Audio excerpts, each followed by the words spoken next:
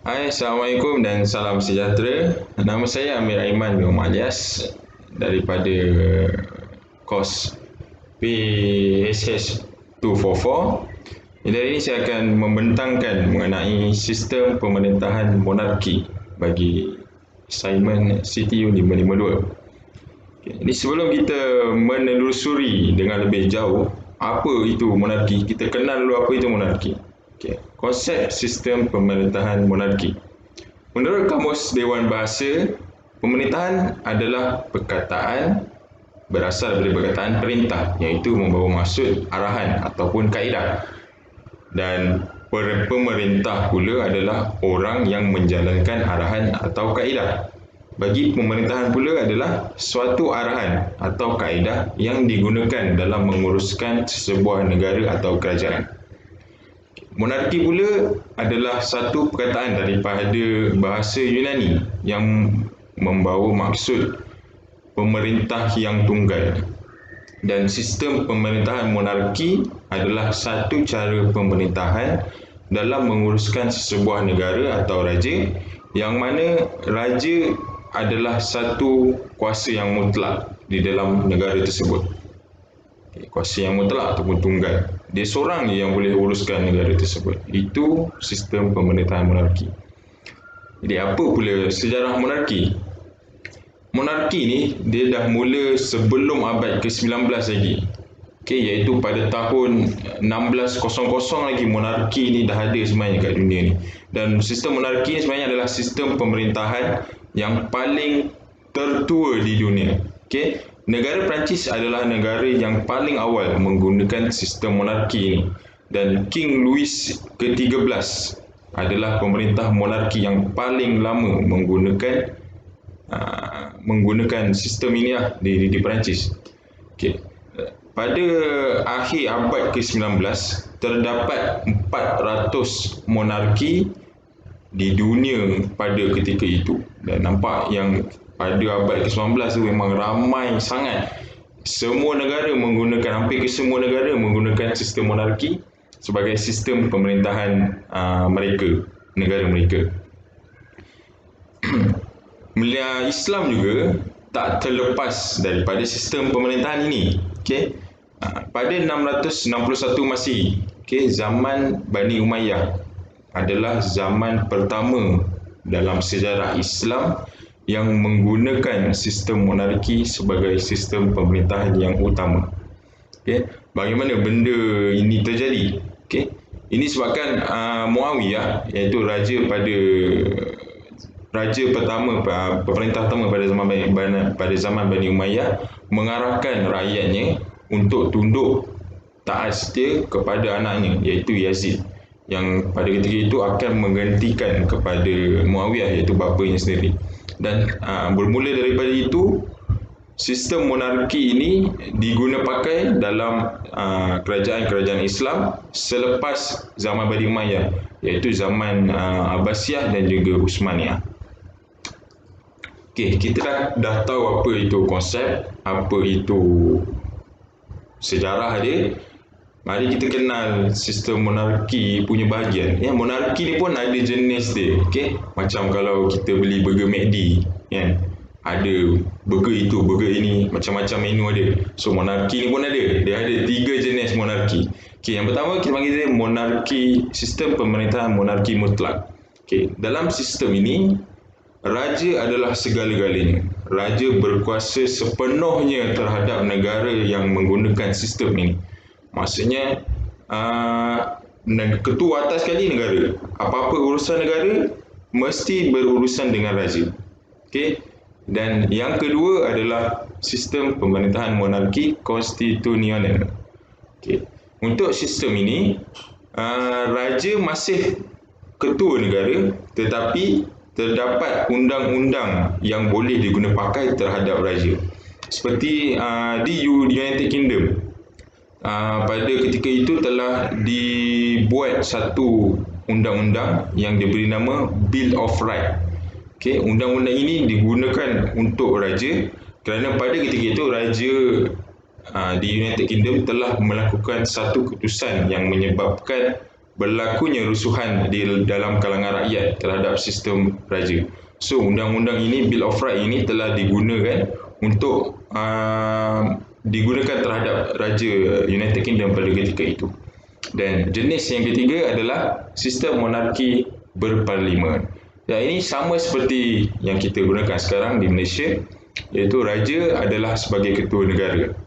Dan tugas raja adalah untuk menasihat ahli-ahli parlimen di dalam sistem pemerintahan Malaysia, dalam pemerintahan negara tersebut, dan ketua negara adalah yang menguruskan segala urusan negara adalah Perdana Menteri. Beralih pula kepada ciri-ciri sistem monarki. Macam mana kita nak tahu negara tersebut menggunakan sistem monarki? Ada 4 ciri yang paling besar yang kita akan nampak dalam sebuah sistem monarki ini, negara monarki. Yang pertama, ketua dia. Kalau negara tersebut ketua dia adalah raja, dan apa-apa urusan yang kita buat dengan negara tersebut mesti melalui raja, maka negara tersebut adalah negara yang mengamalkan sistem monarki. Yang kedua pula adalah keturunan. Untuk keturunan, setiap raja yang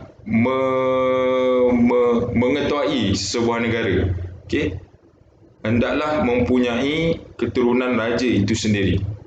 Dan tak ada siapa yang layak menjadi ketua negara kalau dia bukan daripada keturunan raja. Dan yang ketiga, undang-undang.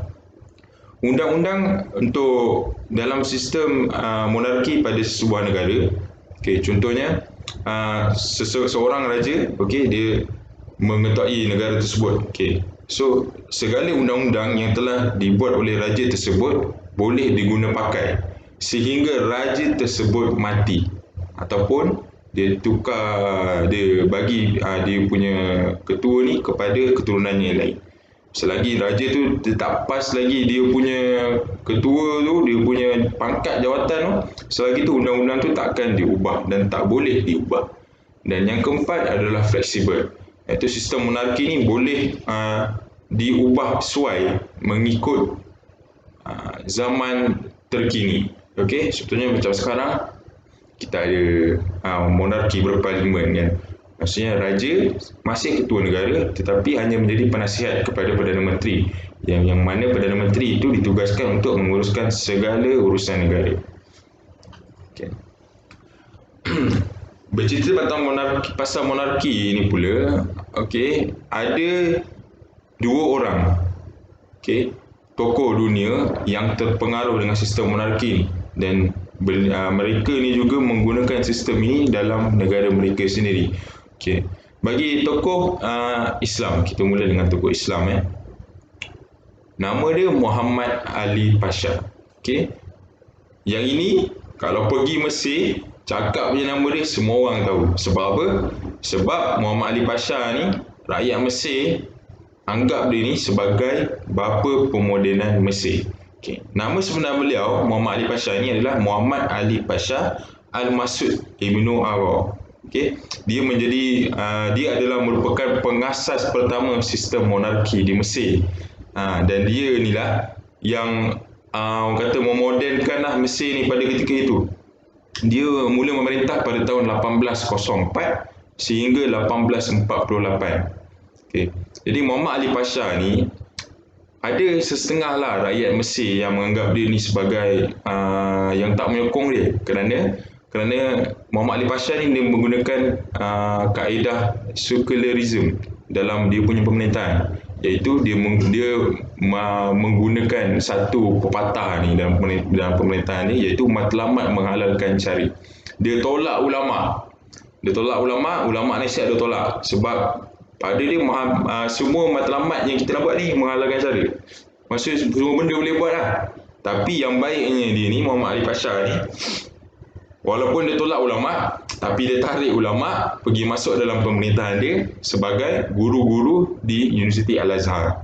Maksudnya dia yang meningkatkan pada ketika itu kegiatan pendidikan dekat Mesir ni. Dia yang start sekali buat pondok-pondok dekat Universiti Al-Azhar. Dia panggil ulama-ulama Mesir pada ketika itu untuk mengajar di pondok-pondok tersebut.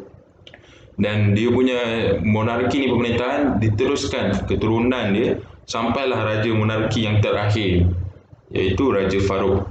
Sebelum Raja Farouk ni telah digulingkan pada tahun 1952, dan pada ketika itu sistem monarki ini dihapuskan di Mesir dan digantikan dengan sistem berpresiden. Sebab tu kalau tengok Mesir sekarang dah tak ada raja kan, dia ada presiden. Yes, sebab tu lah. Dan bagi tokoh Eropah pula, yang ini pula kalau sebut kat Perancis, semua rakyat Perancis kenal, King Louis XIII. King Louis XIII. Dia ni anak kepada Henry, Raja Henry. Pada ketika dia naik tahta, pada ketika itu dekat Perancis ni banyak pertikaian antara agamawan tau. Sebab pada waktu ayah dia ni jaga Perancis, jadi ketua Perancis pada ketika itu, ketua negara, agamawan dekat Perancis ni semua bergaduh sesama sendiri. Sebab apa? Sebab mereka nak jadi ketua negara. Yang ini nak itu, yang ini nak itu. So semua diorang ni bergaduh lah. So dekat dalam Perancis bergaduh sesama sendiri agamawan ni. Jadi apabila King Louis XIII ni naik pangkat, dia ketua negara kan, bapak dia bagi dia pangkat sebab bapak dia kena bunuh. So sebagai anak dia pun naik pangkat lah. Bila dia naik pangkat, tugas pertama yang dia buat adalah menyatu padukan semua golongan agamawan kat Perancis ni supaya tak setia kepada satu pemerintah, iaitu dia. Dan usaha dia ni berjaya. Macam mana dia buat? Pertama sekali, dia pergi turun dekat kawasan agamawan ni, orang kata HQ agamawan lah kan, dekat dia punya pusat-pusat agamawan ni. So dia hulurkan duit. Dia bagi duit. Dia bagi duit untuk apa? Untuk mantapkan lagi dia punya, contohnya untuk golongan Katolik kan, dia bagi duit, kau buat gereja kau. Dekat negara aku, dia cakap itu, kat negara aku ni tak ada, kau nak anut agama apa pun tak ada masalah. Aku ada kebebasan dalam beragama kat negara aku. So dia bagi kat Katolik duit, kau buat ni. Dia bagi kat agama lain, kau buat ni. So dari situ yang agamawan ni rasa macam terlindung lah. Sebab raja sendiri yang turun untuk ambil perhatian dekat golongan agamawan ni. So dari situ King Louis ni, rakyat Perancis memang sangat suka lah. Sebab dia bukan sahaja rapat dengan agamawan, tapi dengan rakyat sendiri pun dia turun. Yelah, kalau dengan agamawan pun dia turun pandang, lagi lah dengan rakyat kan. Sebab kata orang dulu lah, raja dengan rakyat ni bagai pokok dengan akar. Kalau akar tak kuat, pokok tak kuat. Kalau rakyat dia tak ada tahan setia dekat raja pun takkan kuat. Jadi itulah yang King Louis buat. Seterusnya kita pergi kepada kepentingan sistem monarki. Yang ni, kenapa sistem monarki ni sangat penting dalam sebuah negara. So yang pertama, untuk menyekat penguasaan ahli politik. Sebab apa? Sebab kalau kita tak tengok jauh-jauh, kita tengok kat Malaysia sendiri. Kita tengok ahli politik Malaysia sendiri macam mana. Rasuah itu, rasuah ini, pilih kasih itu, pilih kasih ini. Jadi bila raja ni menjadi ketua negara, raja ni dia dah kaya, dia dah ada kekayaan dia sendiri, dan dia ni, raja ni takkan mudah menerima rasuah. Sebab apa? Sebab tinggi, dia punya pangkat dia tinggi dengan rakyat. Walaupun ahli politik ni dia ada pangkat, tapi dia tak rakyat, raja ni tak paling atas. So dari sini, penguasaan ahli politik takkan ada dalam sebuah negara yang mengamalkan sistem pemerintahan monarki. Dan yang kedua, menghalang kewujudan golongan pelampau, golongan ekstremis. Sebab apa? Sebab bila contohnya negara yang menggunakan sistem presiden, contohnya presiden, bila ada golongan-golongan ekstremis ni, so presiden ni dia susah sikit, ahli-ahli parlimen ni dia susah sikit nak buat keputusan yang radikal.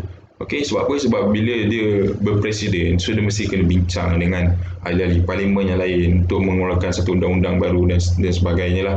Tapi apabila ada raja, so raja ni berhak untuk mengeluarkan satu arahan yang radikal. Contohnya pada Jepun dulu, Maharaja Jepun Hirohito. Pada ketika itu, dekat negara dia ni ada masalah, ada satu golongan yang baru muncul untuk ambil alih kuasa. Okey, dan Hirohito ni dengan guna kekuasaan dia, dia mengarahkan dia punya tentera untuk lawan balik. Okey, tanpa perlu nak mesyuarat ke apa dulu, tak ada. Okey, dia tahu ada je orang yang nak lawan dia, dia lawan balik. So dari situ dia dapat lawan dengan kumpulan ni. Okey, dan rakyat dia pun terselamat daripada perang yang hampir berlaku di Jepun pada ketika itu. Sama juga dekat Sepanyol, iaitu Juan Carlos. Okey, Juan Carlos ni bermati-matian lawan dengan tentera. Sebab apa? Pada ketika itu tentera nak ambil alih pemerintahan Sepanyol, Raja Sepanyol pada ketika itu. Dan dia sebagai Raja Sepanyol, Juan Carlos ni pada ketika itu dia menggunakan dia punya kuasa untuk lawan balik tentera tu. Dan akhirnya dia mampu mengelakkan pertikaian dalam kalangan rakyat dia sendiri. Dan yang ketiga adalah menyegerakan keputusan pada waktu yang getir. Yang ini kita bagi contoh sama juga macam tadi. Waktu-waktu getir ni, contohnya bila ada raja, so raja dia hanya satu ketua negara. Dia ada seorang. Tapi bila ada presiden, dia perlu bincang dengan dia punya ahli parlimen. So dari situ akan mengambil masa yang lama. Contohnya untuk waktu-waktu getir yang melibatkan negara. Tapi bila raja saya seorang yang mengeluarkan arahan, so segala proses menjadi dengan lancar dan cepat. Sekaligus dapat menyelamatkan negara daripada terus diserang ataupun daripada terus merudum dan sebagainya. Next, kita pergi kelemahan sistem monarki. Setiap benda sendiri mesti ada kelemahan dia. Sebab apa? Sebab tak semua benda, tak ada benda yang sempurna. Mesti ada kelemahan. Sama dengan sistem monarki, dia ada kelemahan dia sendiri. Yang pertama, pewarisan raja tidak mengira umur. Yang ini berlaku di China. Maharaja terakhir China pada ketika dia naik tahta, umur dia 2 tahun. 2 tahun. So dari sini nampak tak logik kan? 2 tahun dan kau dah jadi raja. Apa yang kau boleh buat? So nampak kat sini, disebabkan dia punya raja tentu, maharaja 2 tahun dah naik tahta, komunis berjaya menakluk China pada ketika itu. So kelemahan dia ni, sebabkan pewarisan ni dia tak ada undang-undang yang cakap untuk jadi ketua kau mesti anak raja tu mesti umur sekian, tak ada. So inilah kelemahan dia. Sebab kau umur berapa pun, yang penting kau ada keturunan raja ataupun kau anak raja, kau boleh jadi tahta. Mereka semua boleh jadi tahta, boleh naik tahta dia. Dan yang kedua, tidak menjamin kecekapan pemerintah. Yang ini pula berlaku di Perancis, iaitu King Louis yang ke-14, iaitu anak kepada King Louis 13. Ketika dia jadi raja, dia ni seorang yang tak matang.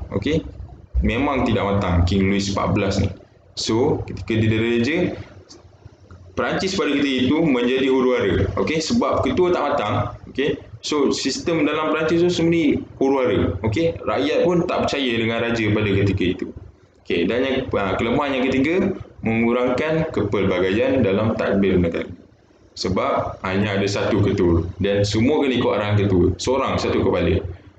Tapi bila sebuah negara yang berparlimen, dia banyak ahli politik dan ada dewan parlimen yang untuk duduk membincangkan masalah-masalah negara. So kat situ banyak otak.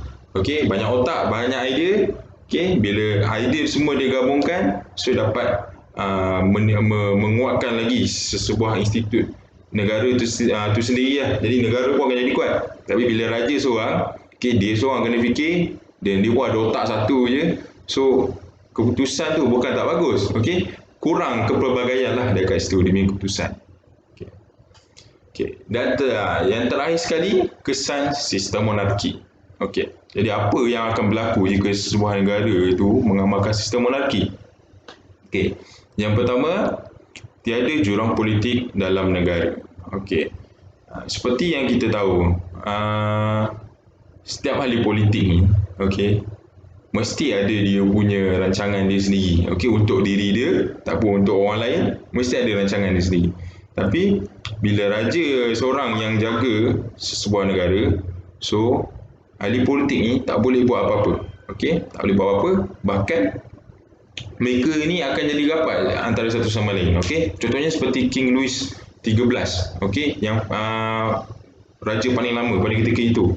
Okey, dia yang menyatukan agamawan dekat Perancis pada waktu itu untuk bersatu, okey, bersatu untuk menyatu padukan rakyat-rakyatnya sendiri. Okey, so nampak kat situ dengan adanya raja, okey, sistem jurang politik ni tak ada dalam satu negara. Sebab semua akan bersatu padu, rakyat semua akan satu padu kat satu sistem. Ahli politik pun semua akan ikut satu arahan saja. Okey. Dan yang kedua, sistem pentadbiran negara menjadi lebih lancar. Okey, yang ini pada 2018 di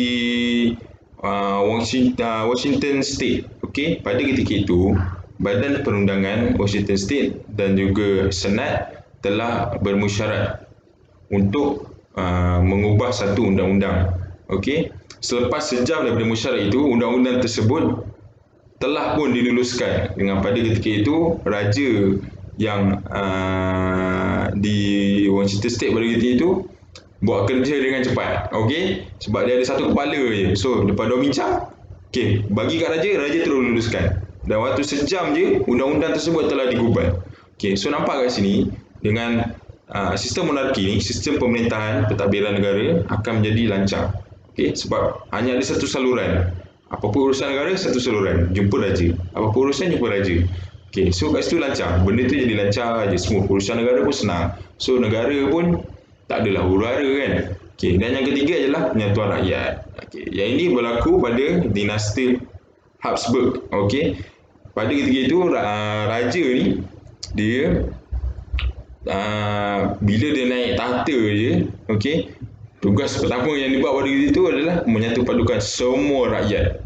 Tak kira bangsa apa, agama apa yang rakyat dia anut, yang pertama sekali dia satu padukan rakyat dia. Sebab apa? Bila rakyat satu padu, so tak akan ada pertikaian dalam negara sendiri dan negara pun akan menjadi kuat. Okey. So itu saja daripada saya untuk sistem pemerintahan monarki.